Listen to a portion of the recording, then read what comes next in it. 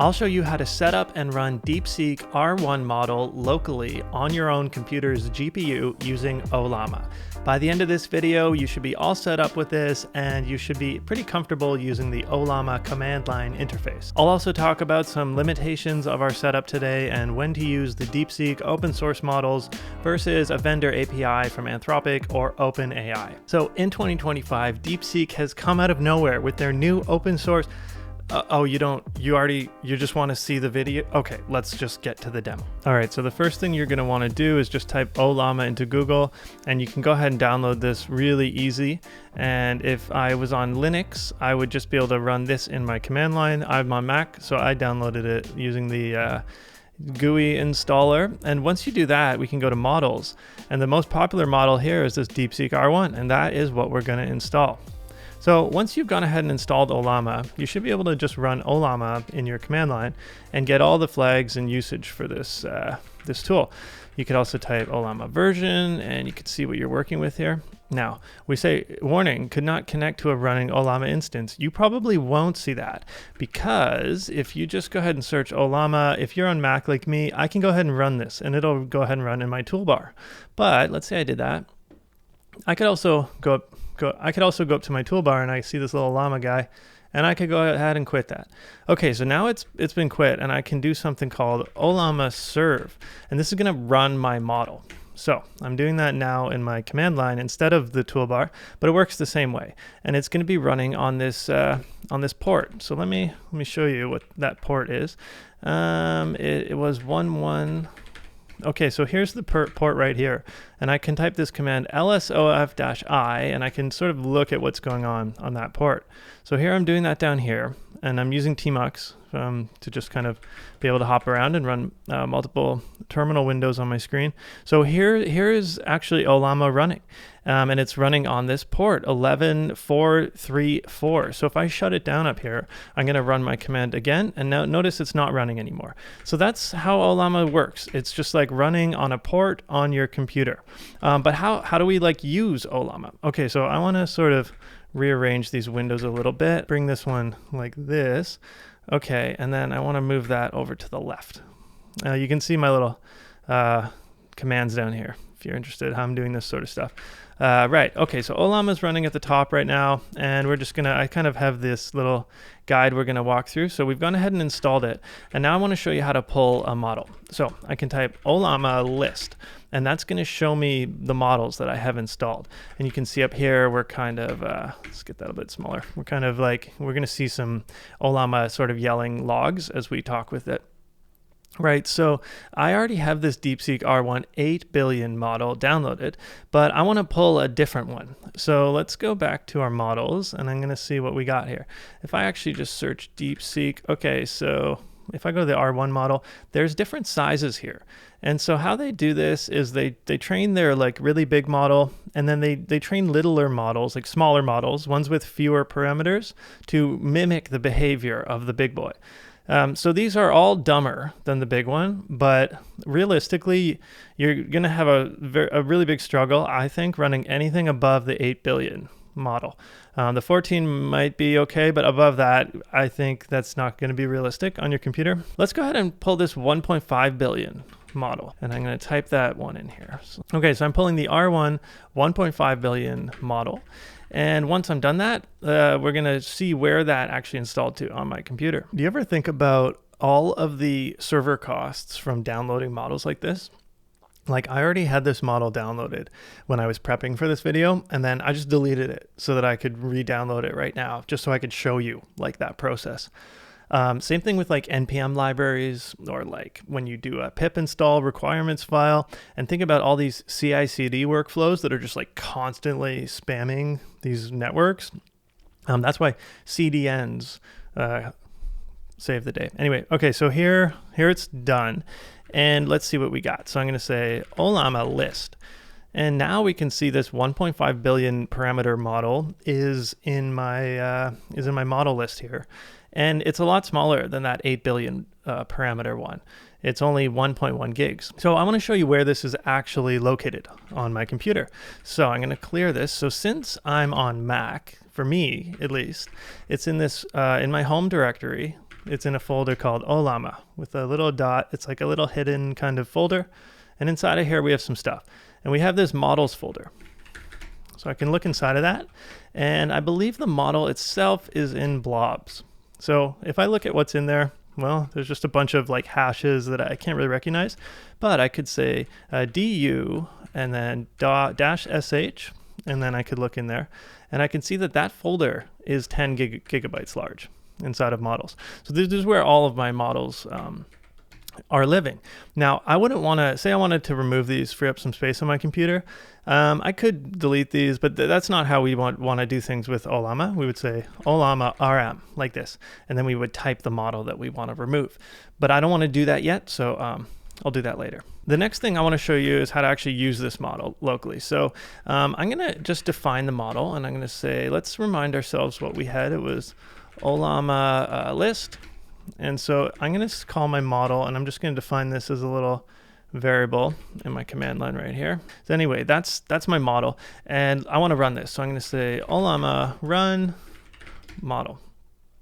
So up here, we got a bunch of logs indicating that it is going to be running it. Here, it's going to be using my GPU right here, Apple M1 Pro. So it's figured out that it should use a GPU, which is really important because like these models are not going to they're not going to work well unless you're using a GPU. So I'll illustrate that we are using a GPU, and I'm going to say, hey, what's your name?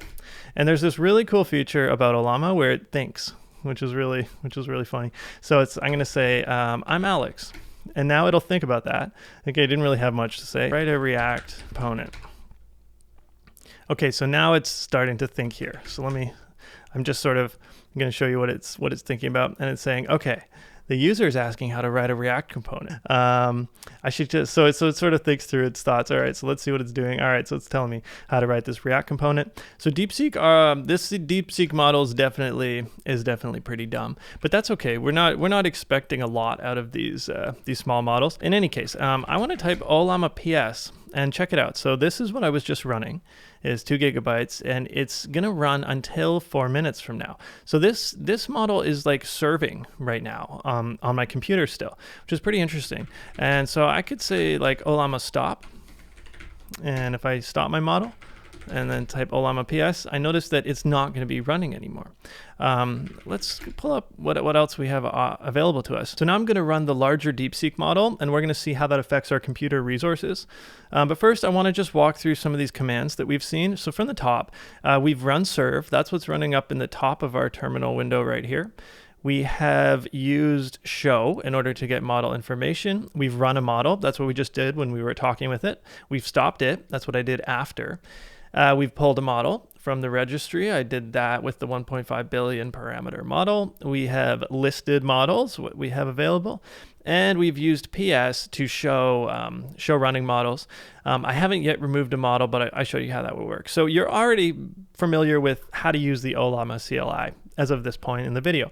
So let's go to Ollama list again. And what I'm going to do is now we're going to try a bigger model. So I'm going to type models equals this 8 billion parameter one. And let's run this. So I'm going to say llama run model. And I want to see what happens to our resources when we do that. So I'm going to open up htop over here. And I'm going to try and give myself a little bit more space. Okay, actually what I want to do, you guys, is I'm going to get rid of this guy here, and we're gonna start him on a new one. So Ollama serve is what we did there. Okay, so now Ollama's running, and what I can do is get rid of that one. All right, so now we can keep an eye on some resources here with htop, and even better, what I want to do is just show Ollama resources. So let's go up here. Whoops, get out of that, and I'm going to say htop f. And this will filter on Ollama. So what can we see right now? There's this tmux session, there's the htop command, and there's this Ollama serve. Those are the 3 Ollama things happening. Let's see what happens when I run the model. So I'm going to say, let's just clear everything here, and we're going to run, just to remind you, this 8 billion model. So I'll say Ollama run model.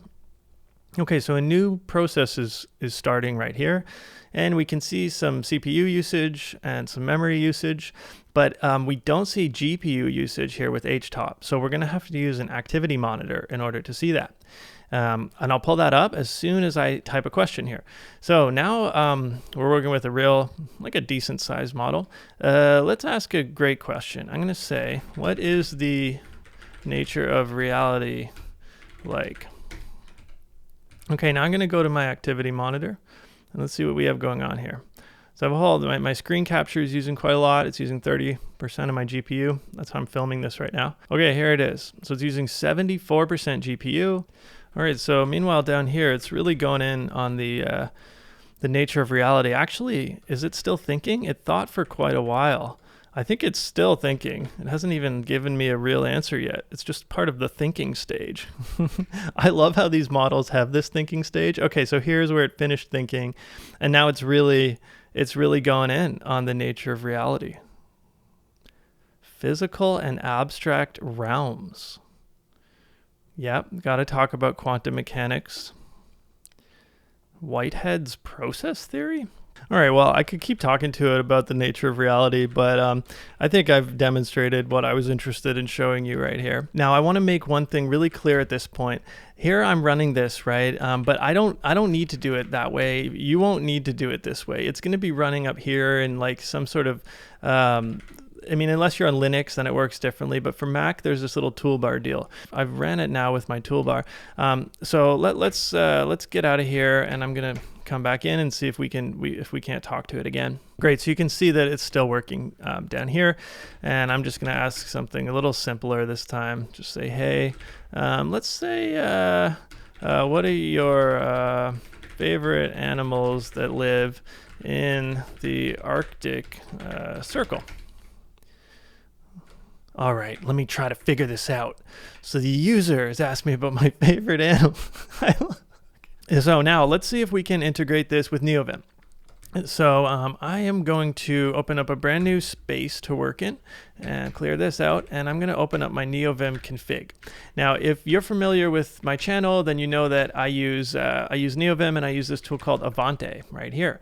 So if Avante, using Avante, I can use Ollama as a provider. Usually I just use Claude for this. So let me open up a new window, and I'll show you what I'm talking about.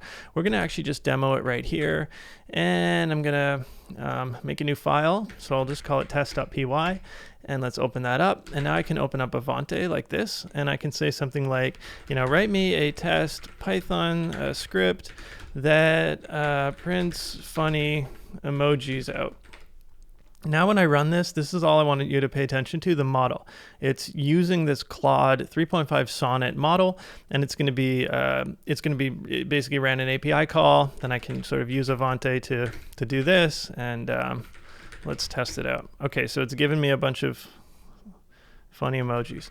All right, nice. So this is what we're going to come back to, but now I want to try and use our new model. I want to use DeepSeek with this. So I'm going to enable it right here. I'm in my NeoVim config. So I'm in this lazy.lua file. I have a whole video on how to set up just to like exactly how you see here. So you can copy my setup if you want to do that. I also have like this available in my .files repo on GitHub, but like that video has all the description if you want to set this up. But in any case, I've got Avante installed like here, and I'm going to use Ollama, and then this is kind of the setup for it.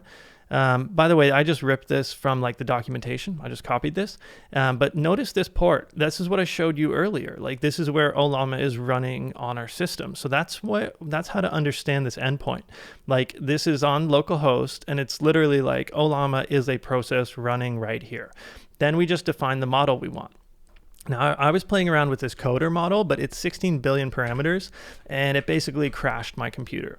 So that's not going to work for us. Let's get out of here. And yeah, I'm going to keep all of this stuff up, actually. Let's do Ollama list, and we're going to just grab this 1.5. Let's do the 8 billion one, because I can definitely handle that. And it is going to be a lot smarter for us. So I'm going to plug that in here and save it. So now that I've saved that, I'm just going to exit NeoVim, get out of here, exiting things. Okay, so cool. So let's open up Vim again, go back to my test file, and open up Avante again. Okay, so now I'm talking with DeepSeek. So I can say, make this file even cooler. Okay, and it's in this little tiny Avante screen. Unfortunately, I can make it bigger once it figures out what to do. I'm gonna hop over and see if we can tell if anything's going on. So if I look at my, okay, so what's going on here? I have Ollama app. That's just the app serving. Yeah, it's hard to sort of really tell what's going on. If I look at my GPU, okay, so Ollama is using a whole bunch of GPU, 50%, so hopefully it's doing some work over here. Okay, so there we go. It's thinking. It's thinking, and it seems to be, okay, it's doing a bunch of stuff. I wonder, can I, oh, there we go. Okay, now we can see what it's doing.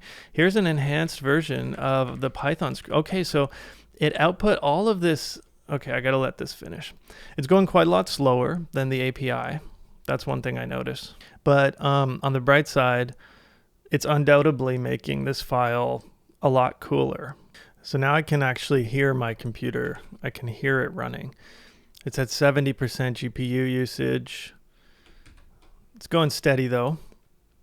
I have to say the speed at which this returns on my machine definitely makes this a no-go for me in terms of actually being able to use this. Okay, so it's gone ahead and printed a new script, and I want to bring your attention to this part. So here we go. So oh, what's going on? There it is. So it's using this DeepSeek model, which is awesome. And it's doing the thinking again. So first I should consider, so it's, this is like, it's a strategy that was identified through research with language models, how thinking through the work is beneficial. And then we've seen O1 doing that with OpenAI. But Llama R1 is also doing that. Okay, so using Avante, I should be able to press capital A and have this update, but that didn't work with this. But that's fine, because I can just yank it myself using NeoVim. So I'm gonna yank all of this stuff, and I'm gonna just paste it in here. Okay, so this is our new script, which is way cooler. Let's try it. Okay, categories. I'm gonna do random combination. Enter your choice 5. How do I do this? Oh no. Uh-oh. What? Oh, wait. Enter? No. Animals? Oh shit. So DeepSeek screwed this function up. It's not actually printing, it's kind of returning things. So let's see if I can fix it in line. I'm gonna say, yeah, don't return the strings. You need to print them to the screen. So obviously what it should be doing is just running print here. I'm just gonna see if DeepSeek, the 8 billion parameter model, can figure that out. Should be pretty straightforward. Just editing this block. I will stress while we're waiting for this, just how long this takes compared to the APIs, which really make it not practical for this use case with Avante like I'm doing. Clearly also it's kind of broken because of the way it does this thinking. You can see how it's like slamming all the thinking right here into the screen. That is probably due to like the parsing of how Avante parses the outputs from the language model. It's not exactly like putting it out in the right format or something, but that's not that important. Actually, what I care about is that it's actually done it. So here it's printed all this stuff. So let me go ahead and yank this, and if I just undo this, so here's what we got, and it's doing the printing now, which is great. So I'll get rid of this, and let's see if we can run this now. Oh, here we go. Here we go. There we go. Nice. Nice. All right, let's do nature. That should work. Yep, here's my nature. This is pretty fun. Okay, what about random? Yo, it did it. Yes. Yes, continue. Yes. Help? Okay. I wonder how favorites works. Anyways, great. Okay, so we've tested with Avante using Ollama. I'll just get rid of it because I don't actually want to use Ollama for this use case. As I've described, I like using Claude. You could also use OpenAI. I used to use GPT-4 Mini, but I found Claude better and still cost effective. So that's what I'm doing for that. So the next thing I want to show you is how to install a command line tool called LLM with Ollama, how to integrate that together. Because as we've seen, we can do like Ollama run our model, and then we can like talk to it and stuff. But I really like this LLM tool. I made a whole video on this LLM command line tool and how to use it.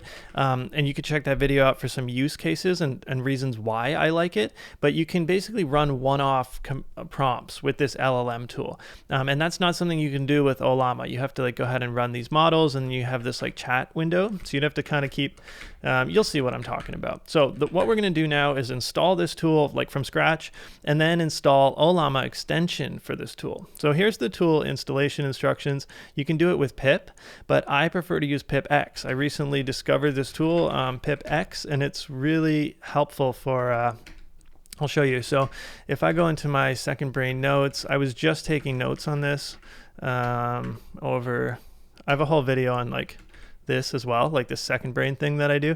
But yeah, super useful. So what is pip-x? It's a tool for running Python applications in isolated environments, not running, installing and running them. So it installs each application to its own isolated virtual environment, which is really incredible because then you don't pollute your like global Python space. I should make an entire video on this because it's really very cool. But here I even showed the example of using this with LLM. Okay, so let's go ahead and install LLM. So I'll say pip-x install LLM, and it's gone ahead and done that using Python 3.13. So now I can say something like which LLM, and I can see it's here in my home user directory, local bin LLM. And I could also, I could show you what else is in there. I gotta do it like this. And there's nothing else right now. This is the only thing in that folder, but this is in my path. So if I look at my zshrc file, look at the very end, I have, not this one right here. I've made sure that this is in my path. Actually, it gets added by pip-x when you go ahead and install that. But that's why this tool LLM is working, or this command LLM works for me, because it's in my path. So my system knows that this executable is like going to be just available all the time. In the same way that it's in my path, like I have this alias set up, for example, this cat LLM cat dir. So that's also like just available. It shows up highlighted green in my terminal because, you know, it knows to make that available. Okay, anyways, whatever. I have this LLM tool. That's cool. And what I can do with that is I can do something like, you know, what's the nature of reality? And it's going to have its own thoughts. I'm just going to switch. Yeah, let's do it like that. So there we go. But this is going to be using like an OpenAI or some sort of like LLM model. I can say LLM models and check it out. So it's going to be using one of these models as the default one. Probably the default here, GPT-4 Mini, which is perfect. That's exactly what I'd want to use. But now we're going to get it to use Ollama for us. So this LLM tool has plugins, and I can go to one here. I'm going to type GX in order to open this URL from NeoVim. And down here is how I can install it. I can say LLM install LLM Ollama. Cool. So let's do that. Okay, so it's gone ahead and installed it. It was using a cached version because I've already tested this stuff out. But I want to try and show you where this installed to. Do you see this? Local pip-x vems LLM lib Python 3. So pip-x, this is what I was talking about with pip-x. It kind of stores its own little virtual environment for all of these different apps you install so that it's isolated there. If I was just to type like pip install, so here, if I was just to type pip install LLM like this, it's going to install it into my like global Python environment. So it won't be in the virtual environment like this. It'll be in my global Python environment, which is not good. We don't want to be doing that. That's the power of using something like pip-x. So if I just, you know, I could literally open this. Oops. I could literally, sorry. If I if I just open this up, here it is. Like here is that actual LLM, like in that little virtual environment inside of here. And inside of lib, I'm going to see that library I just installed. So it was like a plugin, right, for Ollama. So here's probably some stuff to do with that plugin so that it's going to work with Ollama. Yeah, super cool tool. Okay, now that we've got that, well, what can I do with it? Let's look at the documentation. So I can say LLM-M, and then I can define my model. So let's go and remind ourselves of what models we had. I'm going to use this 1.5 one because it's going to be really fast. So now I can say LLM-M model, and I can ask it something like this. And I say, what is your name? What is your purpose? And we should be able to tell it's DeepSeek immediately because it'll start thinking, which it does indeed think, and it does indeed tell us what it is all about. Oh yeah, its purpose is to replace STEM jobs. It's not hiding that. Let me ask you that explicitly. I'm going to say, is your real purpose to take all these STEM jobs in the world? Ask that, and now I pass this little C flag, and that just it tells this LLM tool to continue the conversation. So it's saying, all right, so I'm trying to figure out what it means for someone's real purpose to be yeah, gotta know what STEM stands for. That's first step. That's first step. It might offer personal and academic benefits.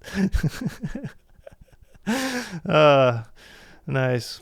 Okay, let me just wrap up here by, I want to go back to the Ollama, and we're going to look at these models, and I just want to talk real high level about this stuff. So DeepSeek's really popular model right now. Let's see, we have DeepSeek-R1, we have the coder. I tried to use this coder, and it was too big. It basically crashed my computer when I tried to use it with Avante. So for me, let's go to R1. I find that everything over the 8 billion is too much to run on my MacBook. And I have like a 16 gig memory MacBook M1 type thing going on. So if you have a more powerful MacBook, maybe you can get away with like the 14 billion one. There's also another option of using like a remote server. So you could buy a server somewhere and maybe like spin up one of these models just while you need to use it. That could actually be potentially cost effective. If you want me to explore like something like that, I'd love to make a video about that, so let me know what you think. Beyond the 14 billion parameter model, these definitely are not going to run well on your machine. If you've had a different experience, I'd love for you to let me know. But my big thoughts on this are these small models, like the 8 billion model, is a good candidate for sort of like everyday simple tasks. I think it will perform really well at those tasks. So if you can bake into your workflow a way of accessing a model like this using Ollama in order to save some money when you know the task is like easy to do, that would be a great idea. If latency becomes too much of an issue, you can try stepping down to this 1.5 billion model and see how that does. But for this stuff I was showing you up here, where you're using Avante in like a cursor-like environment for NeoVim, I don't think you're going to have success using this model. And also, Avante isn't really made for switching between these. You kind of have to configure it here, and it's like set that way, and it would be a real pain to just sort of switch between these. So specifically, if you're doing this Avante stuff I was talking about, I don't think this is practical, and you're going to have to use the APIs for that. And then lastly, I showed you this kind of LLM tool. So for this guy here, I think it would be a really cool workflow to like be able to use the model for simple things. For example, I have this, I was showing you this thing earlier, this LLM cat dir, and what it does is it just like prints all of the files in the current directory like this, and it has this little like name on top of that.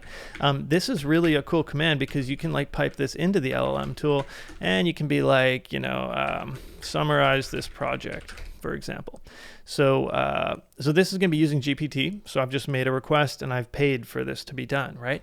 But if you wanted to do something like that without paying for it, now you can just type this, pass this M flag, and just pass in your model. And so now it'll go ahead and run this command for you with DeepSeek.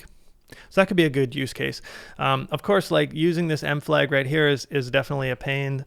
What you could do for that is ZSHRC, And what you might want to do is give it like an alias. So you could say LLM, and I'm going to say DS maybe for DeepSeek, or I'll just say DeepSeek like this. And I could say LLM-M, and it was DeepSeek, and I think it was probably 8B that I used, R1 like this. So now that command is in there. Go ahead and source it.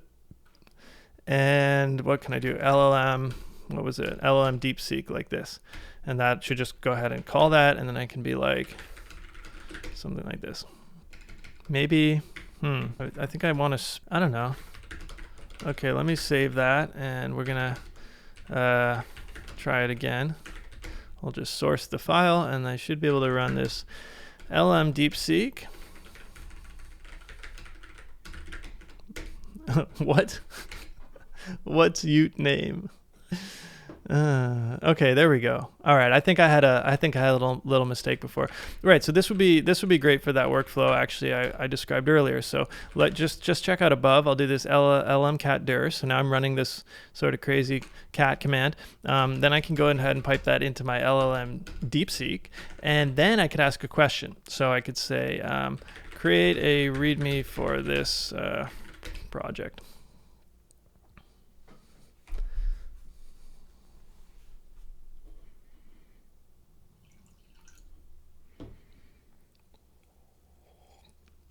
I do have to say, like, given the latency of this tool, I don't think it's something I'll mess around with right now. I'll need to think about how to put this into my workflow, because I really value the speed that I get responses from these tools, and I'm not willing to sacrifice that much speed. Certainly if there's anything I do that's more like less speed dependent, where I can just kind of start this and do something else for a minute, but I've really got used to the speed that we get from these APIs. So yeah, I'm not sure I can give that up. I'll have to think about it. All right, that's all I have for you guys today, but I've got a ton of related content. So if you like this video, I think you'd get a lot of value from checking that stuff out. And you can look at my website, zazencodes.com, if you want to learn about AI engineering and how to become an AI engineer in 2025. And thank you for watching. I would appreciate it if you give me a like and consider subscribing if you want to see more of this type of stuff showing up in your home screen and in your feed and all that stuff. But again, if you've really got all the way here, like if you're still watching this, that's pretty cool. So thanks for being with me. Namaste.